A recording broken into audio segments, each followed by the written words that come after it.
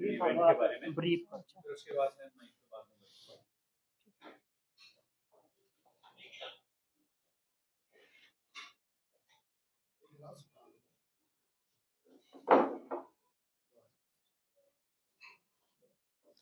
नमस्ते। सबसे पहले मैं आप सभी का धन्यवाद करना चाहूँगी कि आप सब मेरे वेलकम के लिए यहाँ आए, और सभी मीडिया टीम्स का थैंक यू करना चाहूँगी क्योंकि आप सभी का बहुत इम्पोर्टेंट रोल रहता है एक एथलीट की लाइफ में, क्योंकि यही सब चीज़ें हैं जो एक एथलीट को और ज़्यादा मोटिवेट करती हैं कि हम अपने देश के लिए और ज़्यादा मेहनत करें।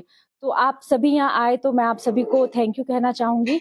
और आज मैं अपने देश के लिए 4 सिल्वर मेडल लेके आई हूँ, जो कि इंडिया के पहले सिल्वर मेडल्स है अल्पाइन स्कीइंग में।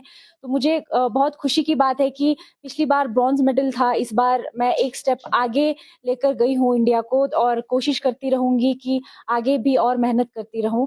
तो अगर मैं आपको इस कंपटीशन के बारे में बताऊं तो ये ऐसी जगह में हुआ था, दुबई में, जहां पर कि हम एक्सपेक्ट नहीं कर सकते थे कि बर्फ भी होती है। तो हम वहां पर जाकर बहुत ज्यादा सरप्राइज हो गए थे कि उन्होंने इतना अच्छा इंफ्रास्ट्रक्चर इंडोर एरिना में बनाया हुआ है विंटर स्पोर्ट्स के लिए, जहां पर उन्होंने चेयर लिफ्ट्स लगाई है, बटन लिफ्ट्स लगाई है, और बिल्कुल कन्वीनियंट था सभी इंटरनेशनल खिलाड़ियों के लिए वहां पर compete करना। इस बार थोड़ा बहुत चैलेंजिंग था मेरे लिए शुरू में, क्योंकि 7 महीने से हमें कोई इंटरनेशनल ऑफिशियल ट्रेनिंग नहीं मिली थी फेडरेशन या गवर्नमेंट की तरफ से। तो साथ ही साथ कोई फाइनेंशियल सपोर्ट भी नहीं था, तो बहुत ज़्यादा चैलेंजिंग था। बट मैंने पापा को कहा कि भले ही फाइनेंशियल प्रॉब्लम है, पर मुझे कुछ दिन पहले ही दुबई भेज दिया जाए, क्योंकि मैं अनप्रिपेयर्ड होकर कंपटीशन में नहीं जाना चाहती थी। तो लेकिन ये प्रेशर मेरे लिए कहीं ना कहीं एक पॉजिटिव रिस्पॉन्स की तरह मेरे सामने आया, और मैंने बहुत ही कम समय में बहुत ज़्यादा टेक्निकल प्रोग्रेशन खुद में देखा, और अभी मैं अपने देश के लिए मेडल लेके आई हूँ, तो बहुत सेटिस्फेक्शन मिल रही है।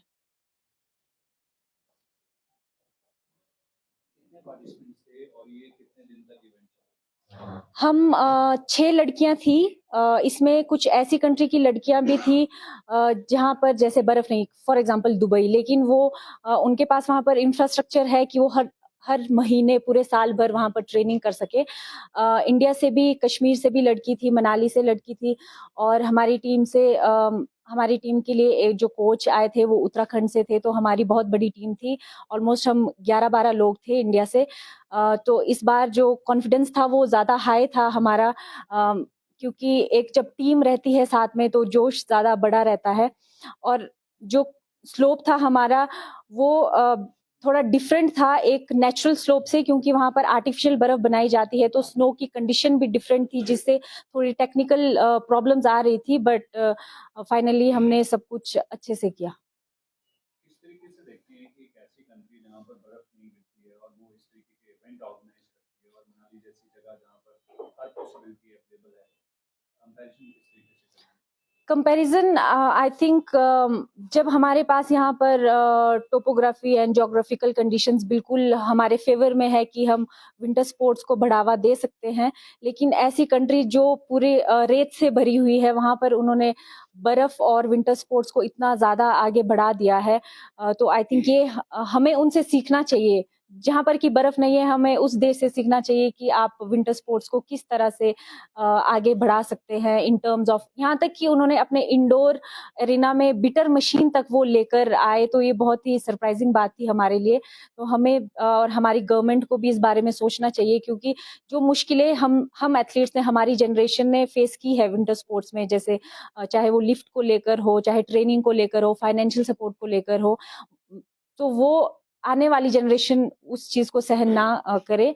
क्योंकि वहाँ की अगर मैं देखूं तो वो भले ही वहां पर बर्फ नहीं है, लेकिन वहां पर एक स्पॉन्सर्ड टीम है पूरी, जिनको कि गवर्नमेंट स्पॉन्सर करती है उन एथलीट्स को जो वहां पर ट्रेनिंग कर सके। यहाँ तक कि बाकी देशों में जाकर भी वो ट्रेनिंग करते हैं, ताकि वो अलग अलग स्लोप्स का उनको एक्सपीरियंस मिले। आपने कहा कि फाइनेंशियल प्रॉब्लम रहती है इसमें, आप इंटरनेशनल प्लेयर है, तो क्या आपको सरकार या आपकी फेडरेशन फाइनेंशियली करती है?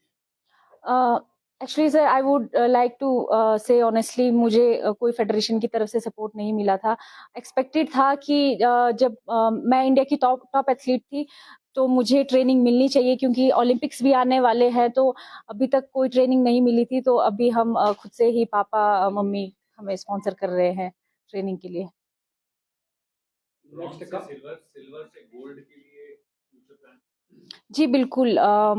अब एक स्टेप आगे बढ़ गई हूँ, तो मुझे लगता है कि ज़िंदगी में अगर आप मेहनत कर रहे हैं तो कोई भी चीज़ इम्पॉसिबल नहीं है। तो मैं गोल्ड की तरफ बिल्कुल जाना चाहूँगी, और अभी मेरा सिलेक्शन वर्ल्ड्स की चैंपियनशिप्स के लिए हुआ है, जो कि अगले साल फ़रवरी में है, मेरीबेल फ्रांस में।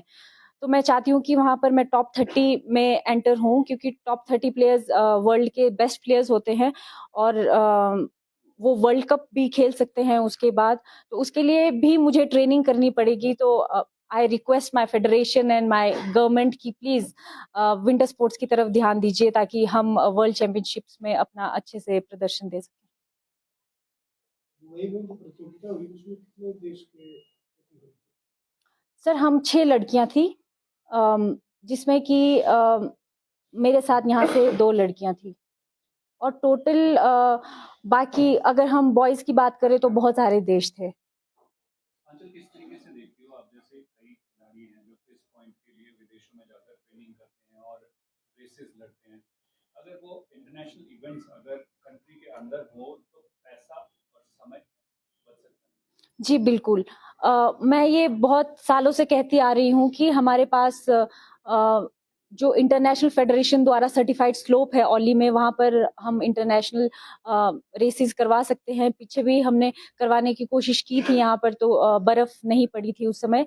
तो लेकिन अगर हमारे देश में ही इंटरनेशनल रेसेस होए तो वो ज़्यादा अच्छा है। हमें फिस पॉइंट्स के लिए इधर-उधर भागना नहीं पड़ेगा, क्योंकि FIS पॉइंट्स जो है उसी के आधार पर ओलंपिक्स के लिए क्वालिफिकेशन होती है।